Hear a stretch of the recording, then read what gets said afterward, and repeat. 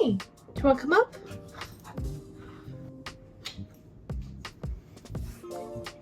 You have an eye crusties. Can I get them? No? Can I be? I'm your mother. Here we go. I got it. Hi guys, welcome back to my channel. Today is a very impromptu video. I knew I wanted to start recording something today, but I didn't know for sure what I wanted it to be. But then I was cleaning out my garage, as one does, and I found this packing paper and I was like, when am I ever going to use this packing paper? And then I thought, why don't I wrap all the books that were on my TBR card and force myself to read books? Because that is the most healthy thing for someone that's been in a book slump for the last 3 months. So last night, while I was waiting for the finale of Love Island to premiere, I decided that I was going to wrap all of the books that were on my TBR card. I took some off and added some other ones, but I wrapped all of them up and then I very randomly put them back onto my cart, so I didn't have any idea what books were where. But also, me being me and my memory being absolute shit, I forgot what books were wrapped as soon as I finished wrapping. Anyways, so this is gonna be a fun little game because I have no idea what's on that cart except for like 5 books that I can kind of remember, and you have no idea what's on the cart. So we're just gonna be in this together and we're gonna be surprised. And I've seen this video idea before, but people have done it for their monthly TBRs. But what I'm gonna do is I'm going to pick a book, read it, and then just keep doing that for all of this week. Because I've started like 5 or 6 books and just maybe gotten maximum 10 chapters in and then just put it down. And I call myself a mood reader, but I'm not in the mood for anything really. So I just decided that I'm going to randomly choose one, make myself sit and read it. I was about to say watch it, but read it. I'm gonna film it and force myself to do it. I don't know if that's going to help or hurt this book slump situation, but there's only one way to find out. So I've got my cart over there. Let's go pick the first book. Okay, I'm taking this off. I'm already hot. As you can see, I have all of my books wrapped up, numbered, and what we're gonna do is I have all the numbers on a wheel and we're just gonna pick one. As simple as that. So let's get to spinning.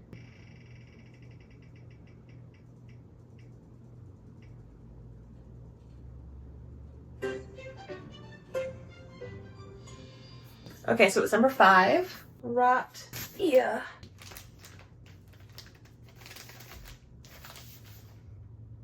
Yeah, I have no way to tell what this is. Also, the other thing that I forgot to mention, kind of the beauty of this challenge, I have no idea how many books that I'm going to read this week. It could be 1, it could be 3. It just depends on the luck of the draw and the thickness of the book, and this one looks to be pretty doable to just like sit and finish it today. I'm saying this all before I even unwrap it. Let's see what it is first.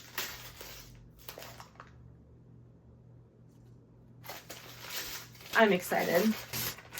We've got Assistant to the Villain. I have wanted to read this for so long. I brought this with me on my beach trip vacation, hoping that I was going to be able to pick it up, but I just didn't have enough time to sit and read while on the trip as much as I wanted to. And I've heard amazing things about this book, and it's not very long. It's like right over 300 pages, so I think that this is going to be a bingeable book, just based off what I've heard and the length of it and just how much excitement I have towards it. So this is our first book, and let's get into it.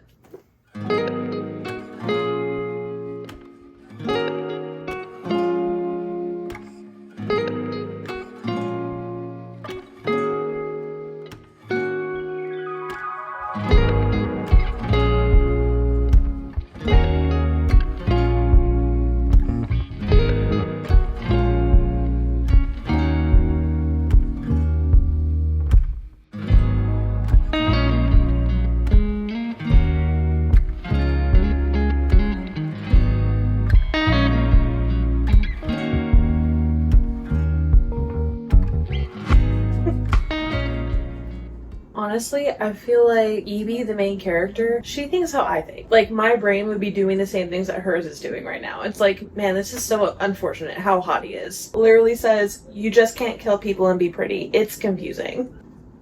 So silly. He goes, you think I'm pretty? 100% didn't say it like that, but that's all I can hear. So you agree. You think you're really pretty.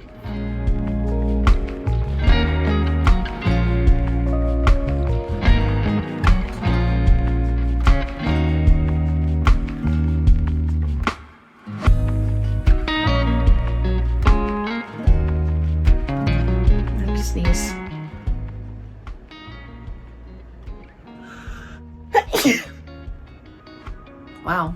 Good morning! Yeah, it's 4 p.m., but I just woke up from a nap, so good morning. But like, good afternoon. So it's the next day. I have been reading this throughout today. I am eating this up. I am on chapter 11, page 76. So we're following our main girl. Her name is Evie, and every single time that I see that nickname, I don't know if that's how it's pronounced. I don't know if it's Evie or if it's supposed to be Evie because her real name is like Evangeline. But every single time my brain goes Evie, but then my brain also goes like Pokemon. So I imagine her as Evie from Pokemon. She's very clumsy. She's very much a people pleaser. She is very caring towards other people. And we start off and she is trying to find a job to help support her family because her father is ill. And in all of this craziness that starts happening right away in the book, by the way, I'll get to in a second, but she comes across someone known as the villain. Immediately, the banter is bantering. I am absolutely obsessed with the chemistry that they have right now, right off the jump, and he offers her a job in his manor after they kind of work together to get out of a situation, and then he realizes, I like the way your brain works. And then she has a job in a manor, and she's actually really enjoying it despite all of the evil, torturous things that happen in said manor. So that is kind of what this revolves around. We are currently introducing the main plot point of this book, I think. And even though this book is like very much like cutesy, kind of cozy fantasy, not quite romance, but like a dash of it, mystery kind of situation, even though it's very lighthearted in all of those things, I'm still finding myself really wanting to find out what's going on and figure out this specific plot point. And I'm very intrigued to see how this is going to flesh out because it's not that long of a book, but I'm very, very interested. Also, an honorable mention of a character, Kingsley. He is this little frog guy right here. And he doesn't say anything. He's just a little frog that has a crown on his head. Evie's just like, why does he have a crown on his head? And the villain's like, his name is Kingsley. That's explanation enough, apparently. And he just carries around this little sign and just has these like one-word sentiments in different situations. Also acts as a comedic relief, even though Evie in and of herself is very comedic. Or like her personality is really funny in general, just the way that she carries herself. But Kingsley, I just love him. Something about him. I love the silent, mysterious being of a comedic frog. So, plan for tonight, it is around 4:15, and I want to see how much of this I can read tonight because I'm actually starting to really enjoy sitting down and reading. When I tell you that whenever I pick this book up, I am just like smiling the entire time. It's just one of those books. It's just like a feel-good, light-hearted, easy to get through book. At least so far. I'm only like 25% through, but I'm having a really good time. And this is really helping with the book slumpness. So I am very excited. We're gonna cozy up. I already have a candle going. I have a fall ambiance because as soon as it hits July 5th, every single year, I'm like, it's Halloween. And you can't tell me otherwise. I also downloaded this on my Kindle because it's on Kindle Unlimited. So that is majestic. I'm going to fill up my water, ice water, stay hydrated, and we're gonna get to reading. Transition.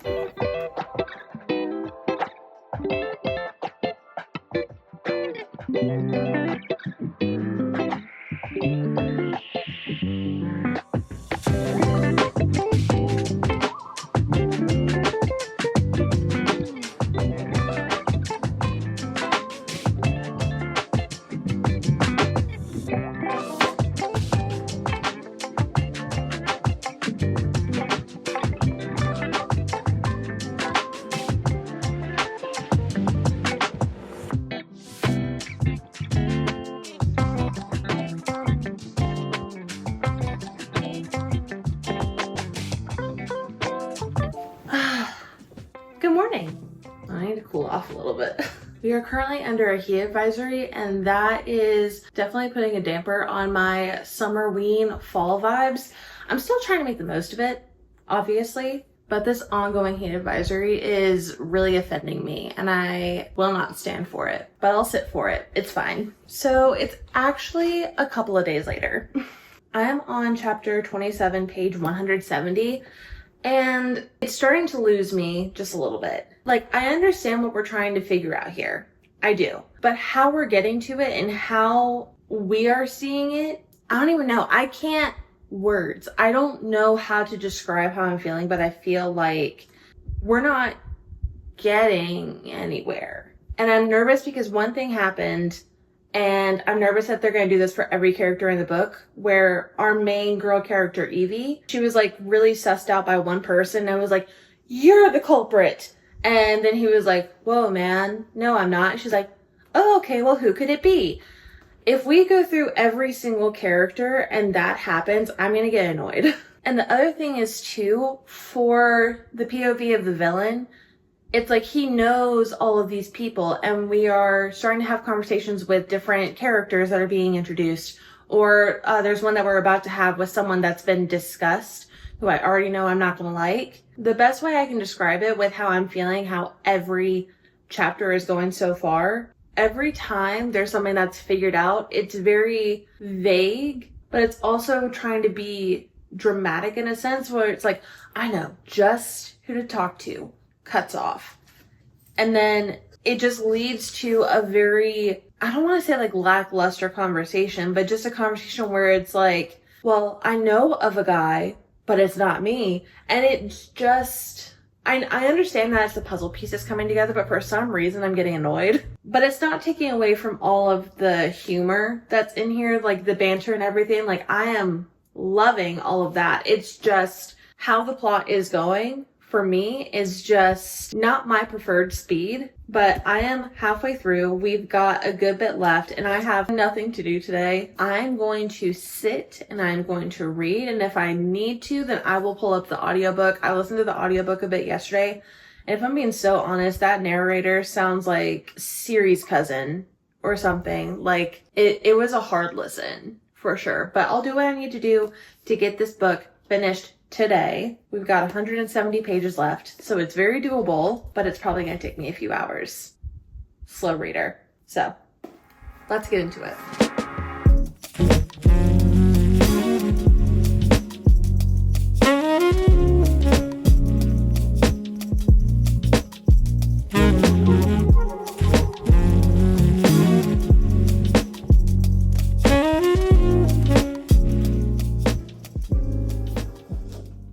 Okay, I forgot to mention this before. I really hate stupid miscommunication in books, and this had one of the dumbest. But like, I understand how he reacted the way that he did in a sense, but it was dramatic for no reason. And the miscommunication lasted like 10 pages. And then it was like, oh, no, we're fine again. How can you go from one to the other so quickly over straight up assuming that something happened when it didn't? How about you let her speak and explain a little bit, but also have a little chit chat with somebody else who it was really all about. And then when that's found out by the other person that actually did the thing, he's fine. It's like a don't do it again sort of scenario. I know he has feelings for her, and I know that he really wants to trust her. However, the drama that came when you thought that she was the one that did this thing, I'm trying so hard not to spoil anything. When you thought it was her, when it was somebody else, but when you find out that it's the other person, it's just like a meh.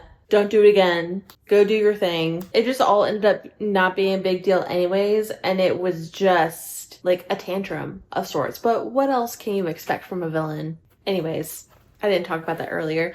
And another thing, I mentioned the audiobook narrator, and as I'm reading this, I'm remembering this critique that I had for the narrator other than her sounding like Siri's cousin. As I've been reading this book, we're talking about manners and kingdoms and kings and blacksmiths and all of these things, and I'm reading this as if they have like English accents of sorts. And she just had straight up Siri American vibes. And I'm like, that just ruined it for me. You cannot tell me that these people are American, that they sound American. It is simply not true. They have English accents of some sort. And that's all I wanted to say. Okay, back to reading.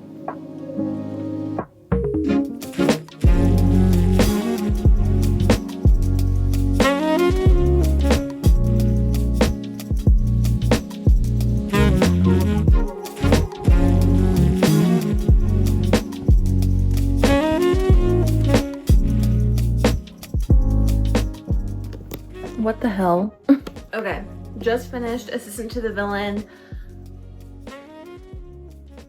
Here are my thoughts. So as I mentioned earlier, the pacing of the plot just felt very jumpy to me, and I looked at Goodreads just for a second just to see if anyone used words in a better way than I was trying to earlier, and there was someone that mentioned that this book was chaotic. Could not agree more. That is exactly what this book is. It's silly, it's goofy, it's funny, and it's chaotic, which is probably why it tripped me up so bad with the plot, because the plot in and of itself is chaos. So I guess that's typically what comes with a cozy fantasy. This is actually my very first cozy fantasy that I've ever read. So I went into this thinking fairy tale, like not really high stakes, anything like that, but there were some pretty high stakes in here, I would say. It just wasn't what I was expecting, and I think it just threw me off a little bit, but it got me back in the second half of the book. So there was a little tiny smidge of questioning every single character. When I say every single character, I mean like 2 others. But I mean, I guess that's kind of the point of this. Me realizing that I just haven't read a book in a long time, and this is just how plots like this go. I had a little bit of an inkling who the bad guy was, or like the spy as they call them in here, like the traitor, saboteur, is that a word? The person that was trying to sabotage the villain, basically. I had an inkling on who it was, but I didn't know how they were doing it. And I also was like, why would this person do that in this particular circumstance? It was just like a little itch. I didn't have any like theories or anything going into it, so I was still surprised, but not like completely shocked. And then the way that this book ends, I wasn't fully sure if I wanted to continue with the series, but the way this ends, I think I have to. Like, okay, I'm gonna read the last line of the book, so this is going to be a spoiler. Skip to here if you don't want to hear the last line of the book, okay? Stepping back, leaving him behind, Evie made her way to the stairs down to the dungeon, quietly vowing to herself that she would save the villain or become one trying. Our goofy girl Evie is becoming a badass, and I'm so here for it. So I think I am going to continue with the series, even though it was a little bit bumpy for me at the beginning, but I think it's just because I went in expecting one thing and got something else, but it redeemed itself with how everything ended up. And I also think that I need to reread this expecting this vibe, because it's just super silly, super fun. I love pretty much all of the characters, except for like 3 obvious ones. But overall, I really enjoyed this book after I got used to the pacing and everything. And as far as rating goes, I think I'm gonna land at a 3.5 because it was really cute. It had me kicking my feet and giggling. Again, with the plot thing, just with my experience this time, it's a 3.5, but it might go up on the reread, who knows? Anyways, there's a bird flying like right outside my window, and it almost ran into the window. Last week, a bird ran into my car window while I was driving. That was a unique experience. But I'm going to take a few minutes because I've been reading for hours and hours and hours, and then we're going to blind pick our next book. I don't know why I clapped like that. Alrighty. Okay, now it's time to pick book number 2.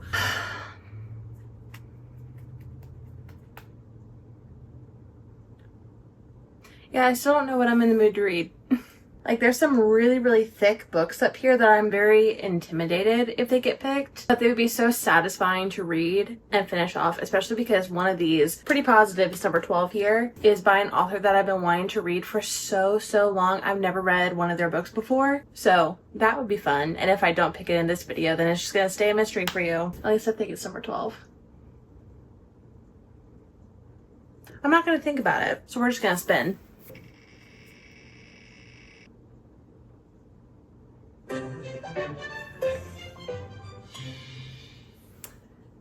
It did number 5, and number 5 was the last one, so we don't have a number 5. Of all the numbers, there's 25 numbers on here, and it picked the same one twice. Let's go again. Number 20. Okay. Ooh, she's a skinny one. So we have book number 20. I think I know which one this one is. If this is the one that I think it is, I'm really, really nervous. I'm gonna try and unwrap it so that you see it first.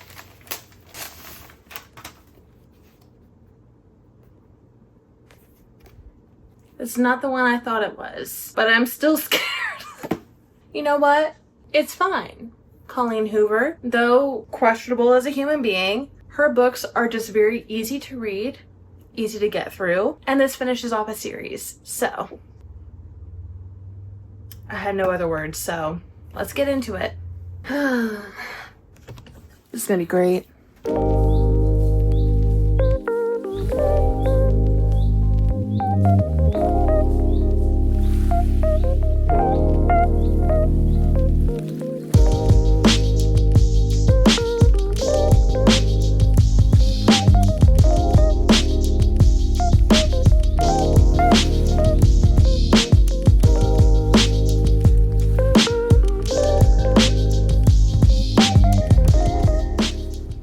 Every time I get in the camera, I yawn.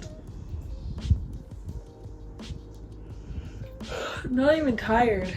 Okay, so it is the next morning, and surprisingly, I'm really enjoying reading this. I didn't do any sort of refresher or anything on It Ends With Us, so I kind of forgot a lot of what happened. Obviously, I remember like the main points in what happened, but I completely forgot about Atlas and Lily's friendship / relationship when they were younger. For some reason, to me, in my memory, I thought that was a different book than It Ends With Us, but was not. So as I'm reading this, I'm kind of remembering everything that happened in It Ends With Us. So it is making sense to me, slowly but surely. I do find myself kind of needing to remind myself the difference between Atlas and Ryle, just based on the names. I'm terrible with names in books and in real life. So, but I am on chapter 15, page 126. For me, that is flying through this book. I keep going back and forth between reading the physical copy and reading on my Kindle, since it's on Kindle Unlimited, but I'm really enjoying reading about Lily's journey after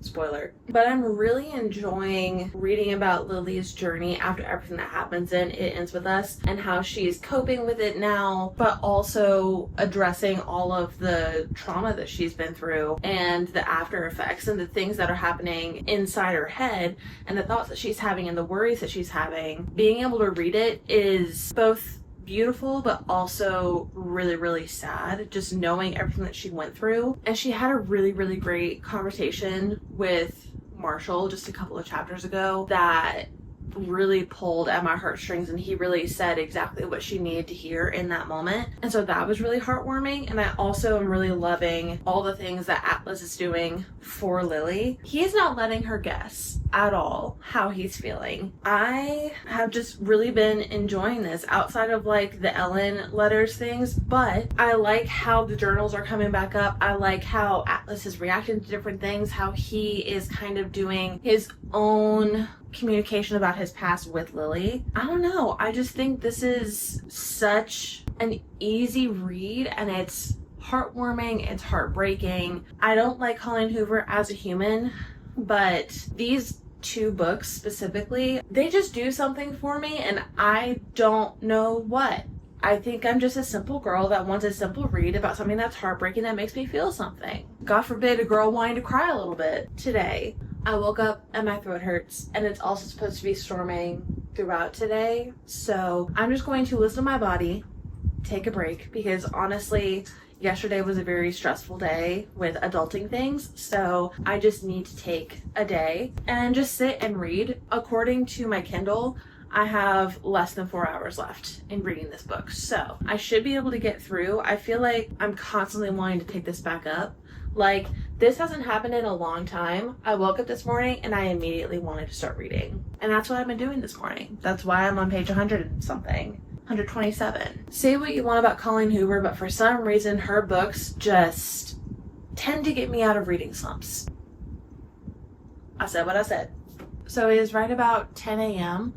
I think I want to get a fun beverage. I already got a coffee this morning. I got a Dunkin' latte. Dunkin' is just one of those places that you have like a 50-50 shot of it being the most delicious thing you've ever had, or tastes like actual battery acid. And the day before yesterday, I got a Dunkin' latte, which like in my mind is like, you can't go wrong. Every single time it has hit, and I swear to God they were trying to kill me. So that was 2 days ago, and then this morning I was like, okay, I'm gonna give them another chance. It was better, but I could still just taste the death within. And I think I hit my breaking point that I was like, okay, I just need to find out how to make it at home because it'll be cheaper and I won't burn my espresso to high heaven. So, but I think my fun beverage is probably just gonna be a Dr. Pepper. It was so fun. But I'm gonna go get that and then we're gonna hunker down. We're gonna see if I can finish this book today. Can I finish a book within a 24-hour period? Would that mean that I'm out of a book slump? Stay tuned. Ah, so exciting. Okay, Dr. Pepper.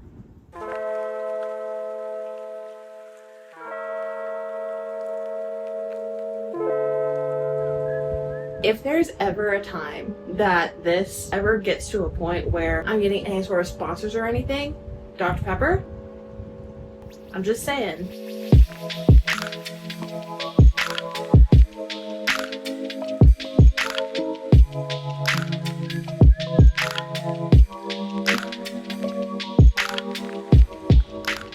I'm about to lose my marbles at Ryle right now. Skip to this if you don't want to get any spoilers from the first book and this one. This man barging into her apartment, being so possessive and freaking out and being like, I just want to take my daughter for a couple of hours. You're usually up at this time. After Lily tells him she's at my mom's house, and then he starts being like a detective investigator. It's like, there's a second wine glass here. Was it a man? Was it him? Like, dude. And now he's all pissed off and angry, and now Lily's scared after everything that happened in the first book. And her very valid concerns with having her daughter spend an overnight with her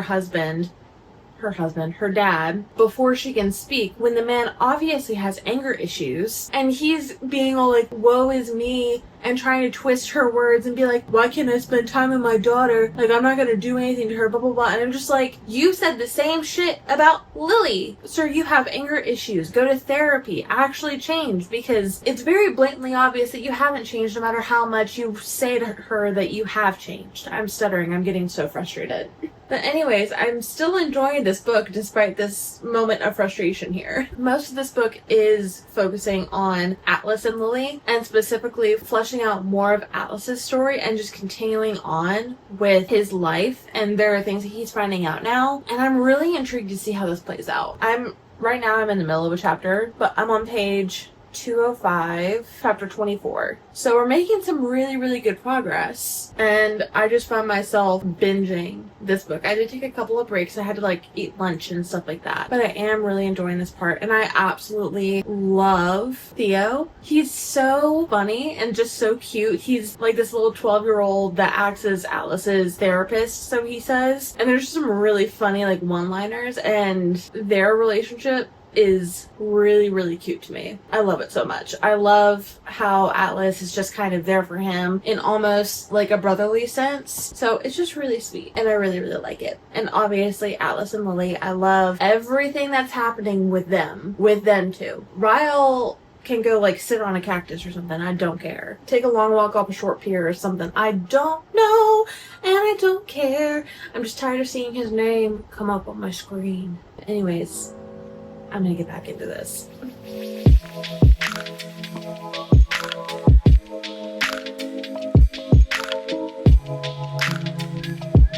Hell yeah, girl.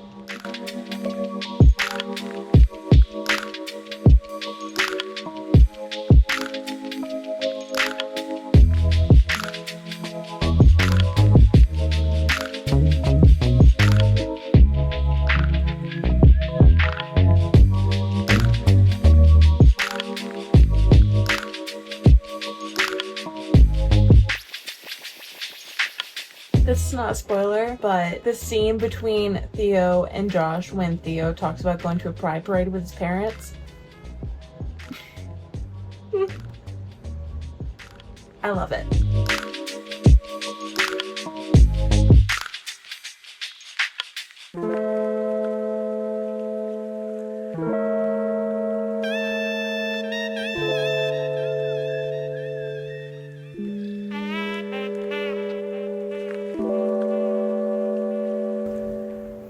Alrighty, we are back over by the TBR card again, less than 24 hours later, because, yes, I did finish a book in a 24-hour period. Thank you. So before we get to this, I'm going to tell you a couple of thoughts that I have on this book. So first off, rating, I think I'm going to land at a 4-star for this book. I actually really surprisingly enjoyed this. I know I've seen people talk about the Ellen letters when it comes to It Starts With Us and It Ends With Us, and I'm going to be so real, those letters bother me too, but I'm also not a big fan of just the letters in general. It's like, I would much rather them be speaking directly to each other. I understand the sentiment and I understand the importance of it being in a letter form, especially for Lily and Atlas. I'm just someone that's like, just talk to me. So those were parts that I should have gotten teary-eyed about, but I did not. There were a couple of parts that did get me teary-eyed, and there was one in particular that almost really got me. And if you don't want anything to be spoiled, you can skip right here. But so this is when Lily is talking to her mom, and she finds out that her mom remembers Atlas from when they were younger, but she thought that her mom didn't fully remember him or put 2 and 2 together, but she was like, girl, his name is Atlas. That's not a very common name. Lily's mom caught Lily and Atlas in their house, and Atlas like ran from her, and she ran after him to go and confront him and be like, why are you messing around with my daughter? I don't know why I gave her a man voice. I'm so sorry. And his reaction, rather than anything defensive or combative or anything, he just goes up to her and hugs her because he knows everything that she's going through too. But they're talking about the hug, and the way that her mom describes it is, it was a knowing hug too. It was like he carried this genuine sorrow for me, and I felt that in his hug. Like he was encouraging me or comforting me. And then he just walked away. I never even got the chance to yell at him for being in my house with you unsupervised. Maybe that was his plan. It could have been a manipulation tactic. I don't know. So he used that moment when he was in trouble to comfort someone else that he knew was going through a hard time. We love Atlas in this house, and Ryle can go out in a corner for all I care. So anyways, I love Atlas and Lily together. Overall, I really enjoyed this book. I love being able to see more of Atlas's side of everything, and it's focusing more on him. I didn't know that going into this, that It Starts With Us, it has to do more so with Atlas than it does with Lily, but like they're kind of interconnected at the same time. But I thought this was just going to be straight up a continuation of It Ends With Us, and that being the starting point of It Starts With Us. And it is timeline wise, but it's a lot more heavily involved with Atlas and his story and his past, and I actually really enjoyed it. So 4 stars. Also, if my voice sounds really weird, my throat has not let up on me today. So now we get to spin for the next and probably final book of this video. I'm nervous. Okay, so I kind of want to guess which one I think it might land on. I don't know why, but the number 21 is really calling out to me right now. It's probably not going to land on 21, but we'll see.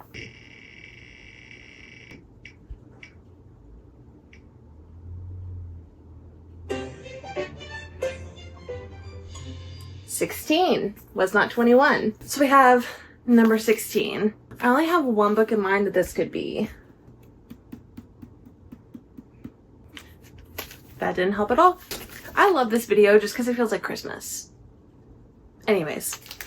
Okay. My last guess is like an Allie Hazelwood book. I can't remember what it's called, but I'm pretty sure that's on here. And that's my guess for this one. Nope.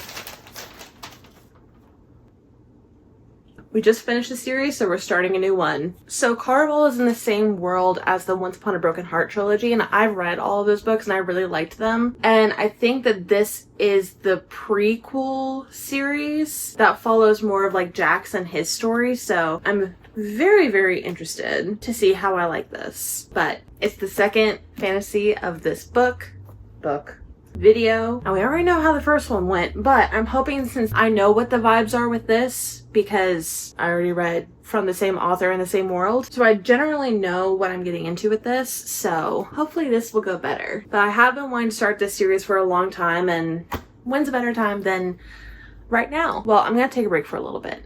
My eyes need to rest, and then we'll get into Caraval. Okay.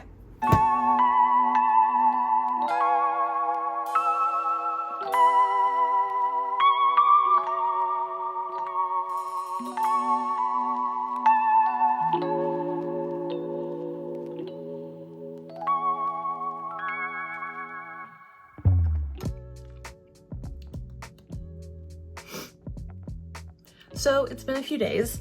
I've been incredibly busy / sick for the last few days, so I wasn't able to really update, plus you would not have wanted to see me in the state that I was in. But I did finish Caraval. I'm so sorry that I didn't like film it while I was doing it, but life happens and we're going to talk about it now. First, I'm going to put my hair up. I was trying to put my hair down and be all like cutesy or whatever. No.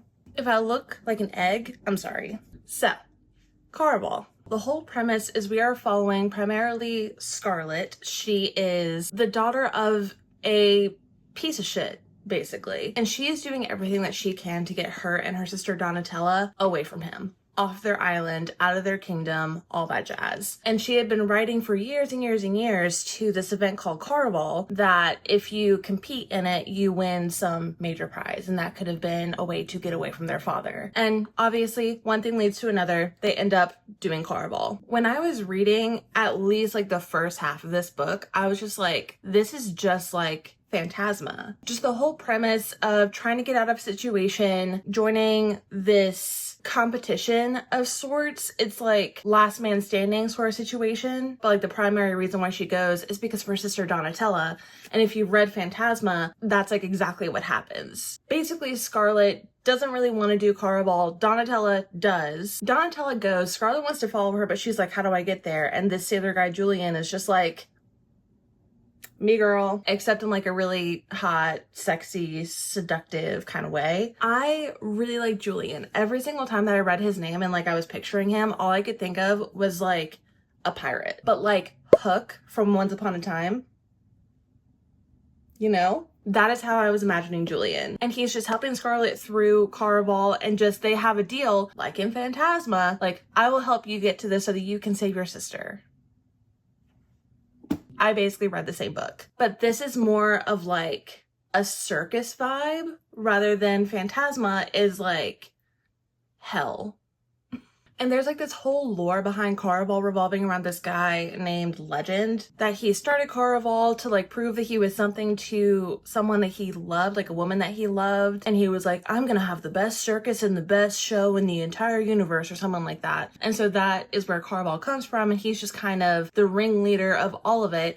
And the things that happen within Caraval really were just like whipping me around. Like I had whiplash throughout, especially the last like 100 pages of this book. It was just so much. And then I was like not trusting people that I was supposed to be trusting. And then I was like, oh no, we're fighting again. Wait, no, we're not. I was just going through a lot when reading this book. But I read this book within like a 36-hour period. Granted, I did listen to a lot of it on audiobook, but just because I didn't have the time or the physical capacity to sit and like read it. And usually I find that when I read through audiobooks, I don't connect as well with the story. I don't pay enough attention. This still like held my attention really, really well. I really enjoyed this book. It was like constantly playing mind games with me, especially at the end.